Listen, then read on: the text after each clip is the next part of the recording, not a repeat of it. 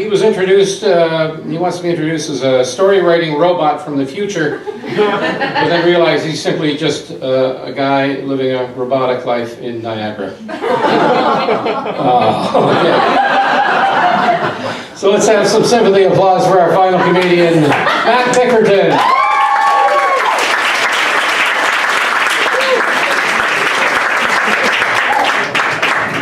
Good evening, everyone. How you doing? So my name's Matt. It's pretty easy to remember because it rhymes with fat, which, let's not kid ourselves, I look like Weeble Wobble balanced on top of a sawhorse up here. Matt is short for Matthew. It means a gift from God, which, I mean, I'm not going to dispute that, but to be honest, there's a hard $20 limit on this exchange. So I'm 29 years old, so I'm finally at that age where when my parents tell me they're proud of me, I know they're lying. It's weird getting older because you don't really notice it until you notice your perspective on things has shifted. Like, say like one of your friends from high school gets pregnant. When you're younger, your reaction's kind of like, oh, great. Then you get older and you hear the same news and it's, oh, great, yeah. I'm 29 years old, so still single. It's really good being single at 29 because you've started to learn what happens when a woman isn't interested in you. Like, for example, me, she's got a pulse.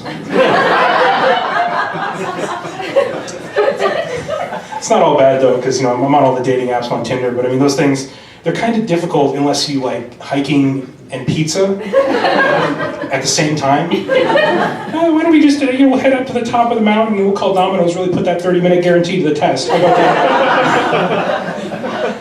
I think nobody actually really likes hiking. I think it's just something we all agreed upon to put in our profiles to sound less boring. Like, yeah, what I really like is I get lost in the woods for 4 hours a week. That's just my jam. Makes me more interesting.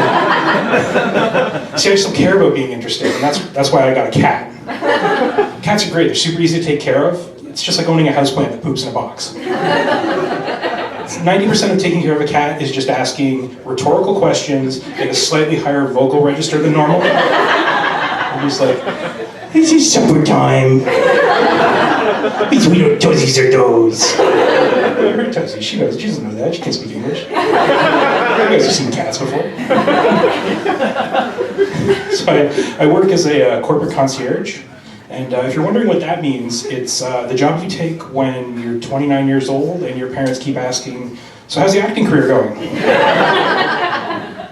It's great. It's basically just like being an office assistant, which is a great position if what you really like is getting no respect from anyone ever. One of my coworkers came up to me the other day and said, I wish I had your job.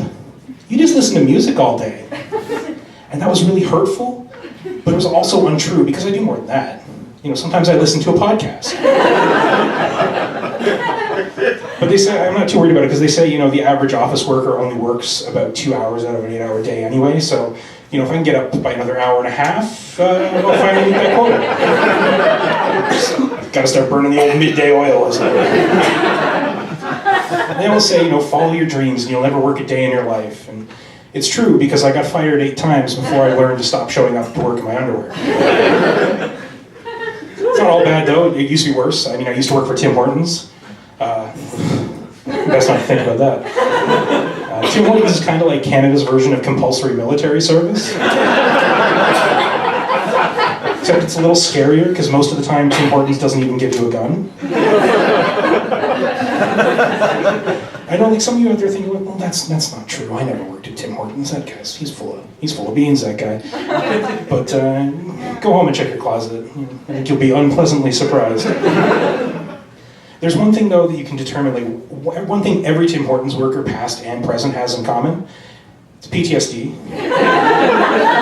Mostly from all the yelling you have to deal with. People mad about their coffees. One time a guy yelled at me for 10 minutes because we didn't have the donut he wanted. Ended with him like, well, what am I supposed to have for dinner then?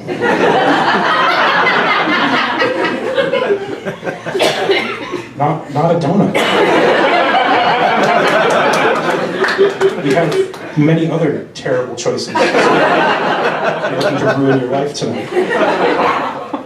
The yelling, though, is always the worst around the holiday season, because you always get the, like, you just have to be, it's busy, everyone hates it, it's all slushy, you're buying presents, you're spending too much money, and, every Tim Hortons play, you gotta say, well, happy holidays, you're just being inclusive, it's nice to include people. Goodwill towards men. But there's always that one guy who's just like, I think you mean Merry Christmas. It's like, well, no, sir. What I actually mean is, if I looked out the window and saw a runaway truck heading towards you, and I was the only person who could stop this, I'd have to really think about it for a minute. Here's your coffee. It's just, working at Tim Hortons, it's what I always felt like it must have been like to fight in Vietnam, like you got a bunch of teenagers who don't know what they're doing, led by bosses who just don't give a crap, and everyone you meet wants to kill you. And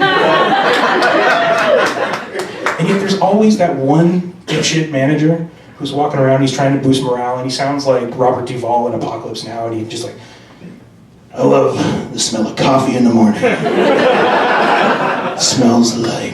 It smells like coffee. Dale, get on the register for God's sake. Thank you, everyone. That's been my